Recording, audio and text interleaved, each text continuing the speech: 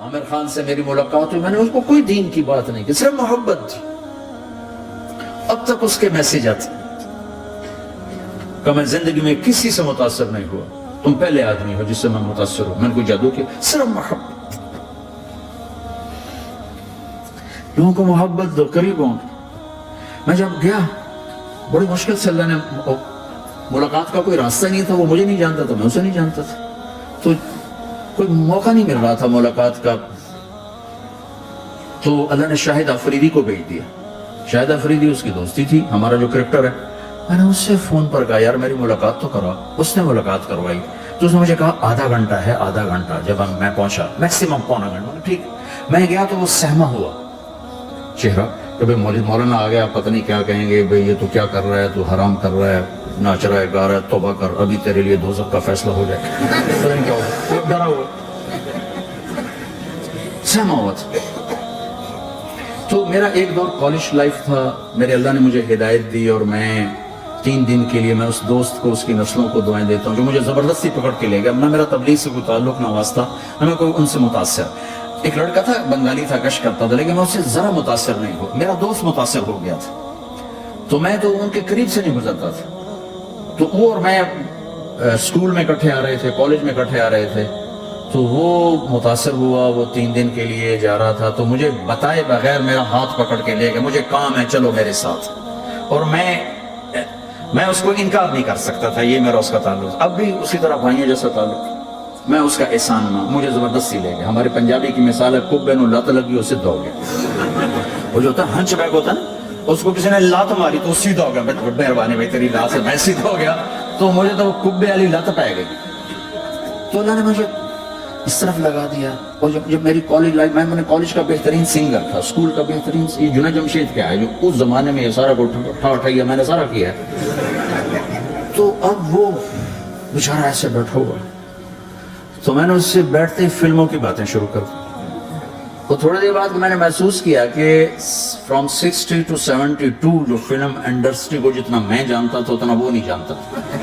تو اس کے اوپر میرے علم کا روپ پڑ گیا, اس کی لائن کا علم تھا.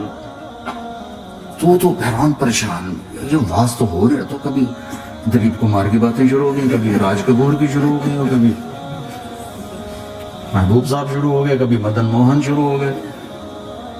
وہ آدھا گھنٹہ تو یوں گزر گیا.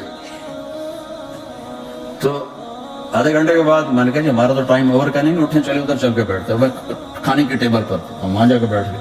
پھر وہی باتیں شروع ہو گئی. جب اس کا سارا خوف دور ہو اور ریلیکس ہو, اس میں پونے گھنٹے سے 50 منٹ گزر گئے تھے. تو پھر میں نے کہا عامر بھائی آپ حج پہ آئے ہیں, اگر آپ اجازت دیں تو آپ کو اپنے نبی کا حج سنوں. کہنے ہاں جی ضرور سنائی. پھر میں 1.25 گھنٹہ بولتا رہا, اور وہ ایسے کر کے یہاں سے وہ یوں نہیں ہوا, 1.25 گھنٹہ ایسے بیٹھ کے ہلا نہیں اپنی جگہ سے. لوگ محبت کے بھوکے ہیں, تم فتوے دینا شروع کر دیتے. 2 گھنٹے کی ملاقات کے بعد جب ہم نکلے تو نیچے تک چھوڑنے آئے عامر خان. حج کے بعد میں نے کہا ایک ملاقات اور ہو جائے, کہ ضرور ہوگی.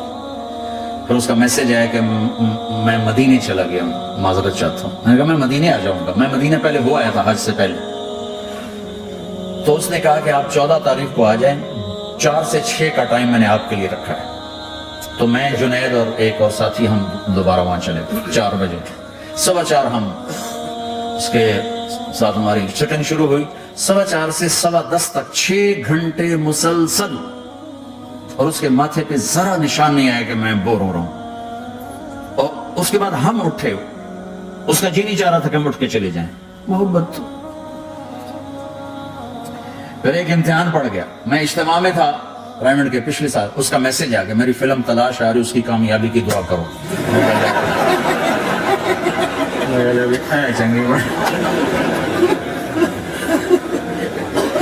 اب کیا کروں, جواب دینا بھی ضروری, دعا بھی نہیں ہو سکتی, کیا کروں. تو جب وہ میسج آیا تو میرے سامنے کوئی 10-12 علماء بیٹھے تھے. میں نے کہا بھائی یہ میسج ہے, اس کا جواب دو. کل ہی ہمارا فیلڈ نہیں تمہارا ہے, تو ہی جواب دے. وہ سارا دن سوچتا رہا, مجھے کوئی جواب سمجھ میں نہیں آیا کہ جان بھی بچ جائے, جواب بھی چلا جائے. تو اگلا دن بھی گزر گیا, مجھے کچھ سمجھ میں نہیں آیا. میں عصر کا وضو کر رہا تھا, ایک دم اللہ نے ایک مضمون دل میں ڈالا. تو میں نے فوراً بیٹھ کے اس کو میسج کیا کہ عمر بھائی, جو کریٹو ہوتا ہے نا ذہن, یہ اللہ کسی کسی کو دیتا ہے. تخلیقی ذہن یہ اللہ تعالیٰ کسی کسی کو دیتا ہے, ہر ایک کو نہیں دیتا, اور یہ اللہ کی بہت بڑی عطا ہوتی ہے. اور میں نے تمہارے ساتھ جو وقت گزارا اس میں نے دیکھا کہ اللہ نے تمہیں تخلیقی ذہن دیا ہے, تم کریٹر ہو.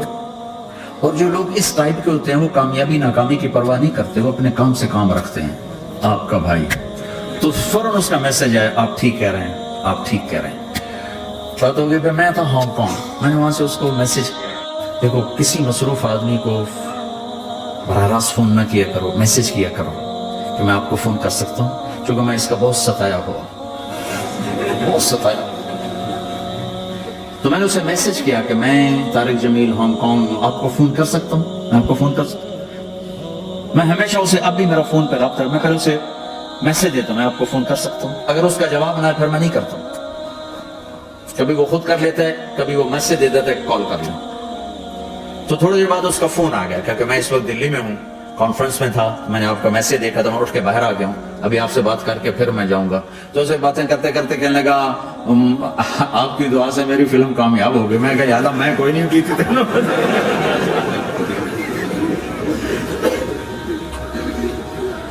بھائیو محبتیں بانٹو, نفرت تو پہلے ہی بہت پھیل چکی. نشہ پلا کے گرانا تو سب کو آتا ہے, مزہ تو تب ہے کہ گرتے کو تھام لے سب.